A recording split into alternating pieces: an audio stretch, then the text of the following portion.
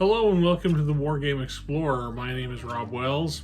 Today I wanted to talk a little bit about kind of hobby burnout, and I have been in this hobby for more than 30 years. I got into it when I was 9 years old, and I have had my ups and downs, and there have been times when I've been in the hobby and out of the hobby, and through it all, I've always kind of had the drive that I really want to do stuff, but it's branched out into different parts of the hobby world. And I think that sometimes when we are in wargaming, we miss the fact that there is so much more that is adjacent to wargaming that there's fun in that may not be moving around little soldiers on the board. One of the things that I was into really early on was model railroading, which is a lot the same. I learned a lot of what I know about modeling and scratch building and kit bashing and terrain building from model railroading. And I am very thankful for that, and it got me into things. But recently I have been burned out, and I don't know what brought it on. I don't know what brought it on. And I have other models that I want to paint. I've got the Necromunda Ash Wastes, whatever they're called, the dudes from Necromunda Ash Wastes. I have been painting some Star Wars Legion guys, and so that's been something. But it's just been drudgery. Anyway, all of this to say, I found a new niche in the hobby, and I'm absolutely loving it. And it is making dioramas. Now, there is a YouTube channel called Boylai Hobby Time, and I don't know the guy. It's an enormous channel. He's got 500-something thousand subscribers, and he does dioramas. He does a lot of stuff with LEDs. He does a lot of stuff with Star Wars. But one of the things that he does that I really like is he does this weird Wild West stuff, where it's Wild West with kind of science fiction, kind of fantasy twists to it.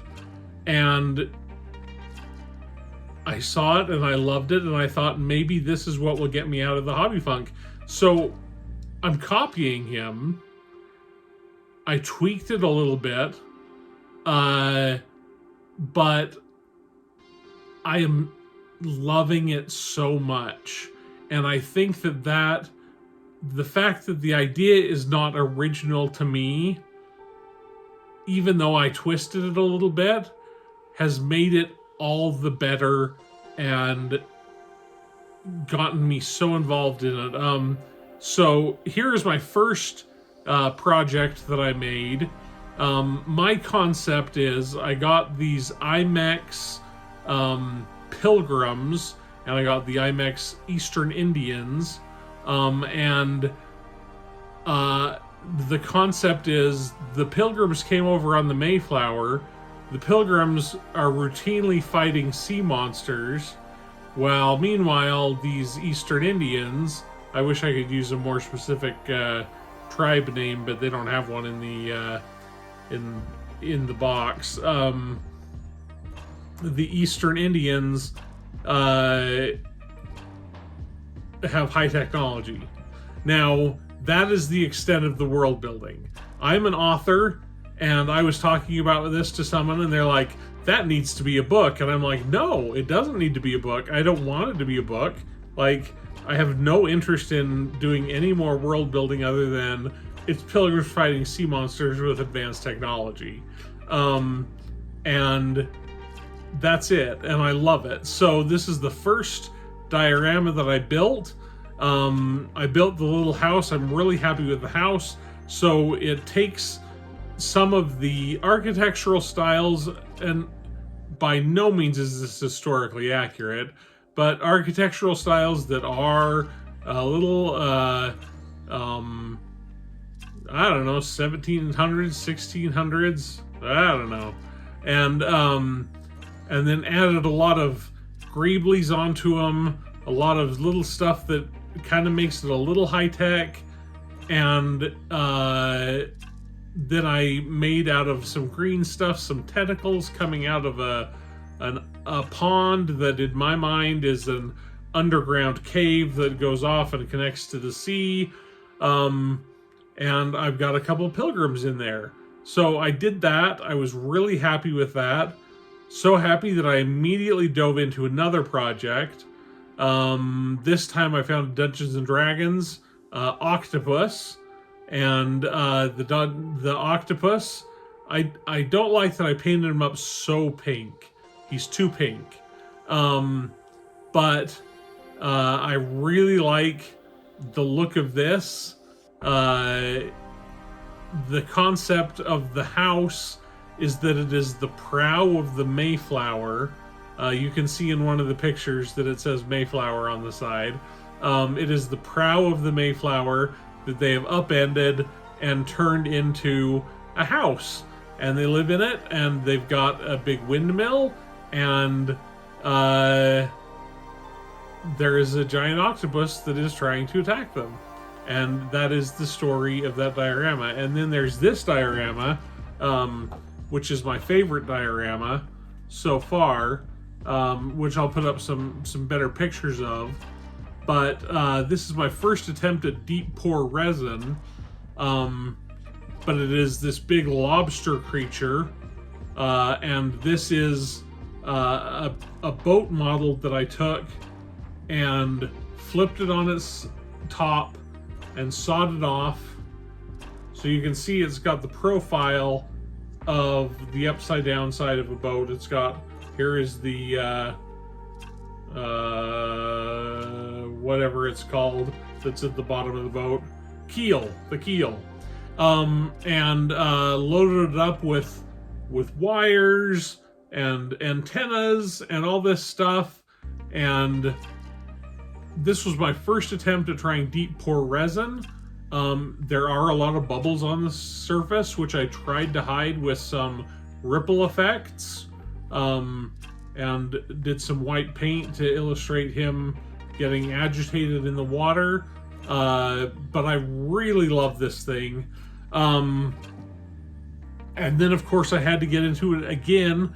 I did another diorama with a kraken, and it was a large, like a 10 inch by 10 inch diorama, and it had a kraken in the sea, and it was really kind of cool. There was this tower, I've got the tower right here, that was on a pier, and I poured the resin, and overnight I hadn't sealed the resin with enough hot glue, and during the night all of the resin drained out.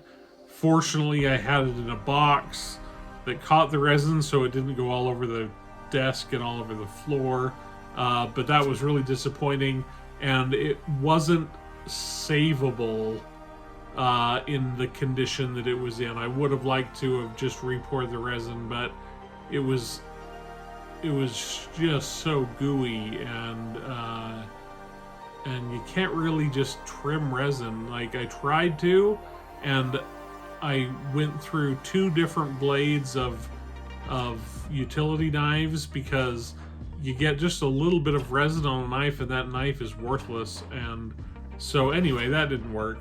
The picture that you're seeing on your screen now is my current project, and it doesn't look like much, but what it is it is the first one that is the Native Americans, and there is a sea monster. They are in a much more high-tech complex where they're sitting in, and I poured the resin. The reason that it looks so weird, the plastic wrap over the top of it is so that no dust lands in the resin, because I didn't want the surface of the resin to be contaminated. The reason that there is that massive bottle on top of it is because I make these things out of XPS foam, and they float. And so I pour in the resin and it floats up on top of the resin. So I've got to weigh it down, and then I've got to balance it just right so that the bottle doesn't fall off of it. And then I've got to wait 48 hours for the resin to cure. And anyway, it's exciting. The whole point of this is just to say, if you're in a hobby funk, if you don't know what you want to do, try something weird. Try a diorama. Try a different scale. These are 1/76 scale, which is about 20 millimeters, I would say. So they're small. They're not tiny, but they're very different from painting your average wargame miniature, your average Warhammer miniature, I should say. But try a diorama. It might get you out of that hobby funk, and it might get you into something that you'll enjoy a lot more. Anyway, thanks so much for watching. I hope that there will be more videos coming in the very near future. That is my goal with this channel, is to have videos coming at a rapid pace. And so, thanks. One thing that you won't see is tutorials, because I don't know how to film them. I've tried. I can't film a tutorial to save my life. So you won't see tutorials, but you'll see crap like this. Anyway, thanks so much for watching, and I will talk to you later.